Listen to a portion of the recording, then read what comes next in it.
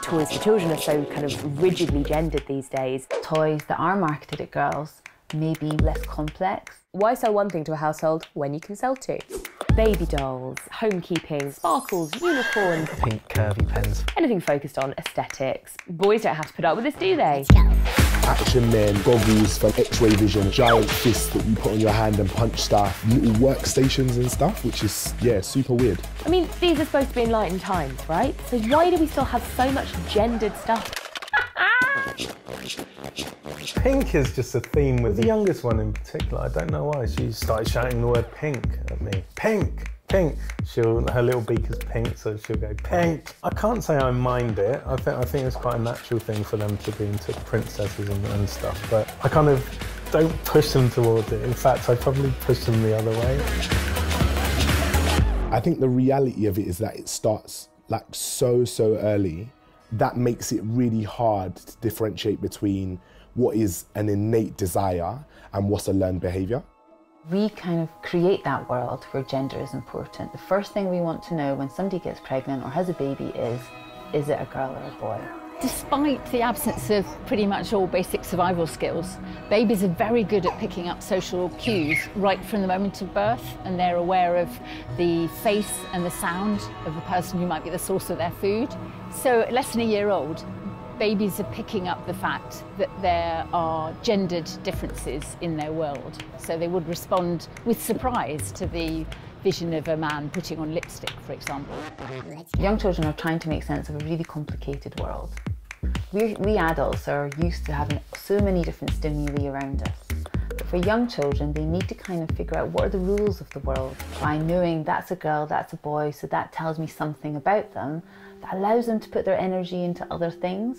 So then it just allows them to just organise it in a way that is efficient.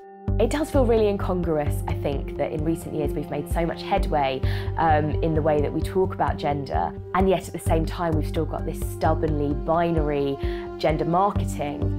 If manufacturers make it so easy for children to see this is a toy for me or this is a toy not for me, then they use that information and it funnels them into playing with particular toys that might influence their play behaviours, the different kind of skills they develop and their career aspirations. One of the things we've learned is that the brain is mouldable from very early on by all the sorts of different experiences that we might have. For example, experiences with construction toys or video games is a much better predictor of how you're going to perform on spatial tasks than if you're male or female.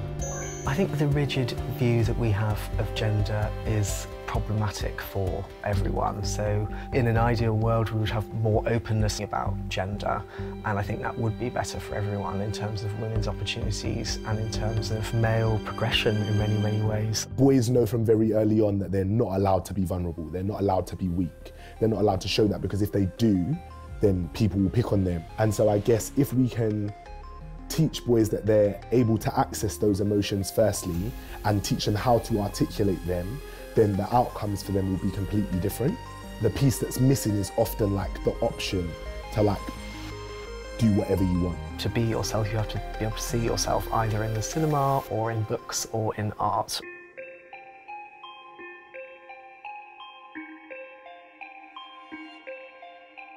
Younger people today are very astute and are throwing away a lot of the old ideas about gender norms. I think, we're very much at the beginning of a real sea change in terms of gender understanding and openness, I think. Frozen was a really great example. I know it was very exciting when that film came out, and it was such a huge phenomenon that it had two girls as the leads, and the focus of the story was on their relationship as sisters, and they saved each other. And that was something that was only a subtle difference. You were still looking at some very pretty animated girls, but actually the kernel of that story was something quite different.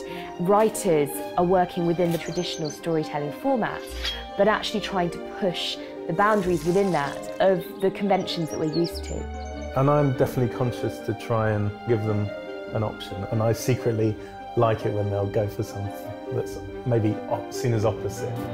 What's interesting is we're happy to see female characters being presented in a more diverse way, but where are all the nurturing, caring, sensitive boy characters? There's still a bit of a way to go in terms of representing boys like that. Ultimately, I think the stories that we tell become the realities that we live, and it has been that way for thousands and thousands of years. If we change the stories that we're telling, the lives that we live will look very different. We're at a point where we have the power to reimagine those things and completely change the script for a generation that's growing up. Thanks for watching. Don't forget to subscribe and click the bell to receive notifications for new videos. See you again soon.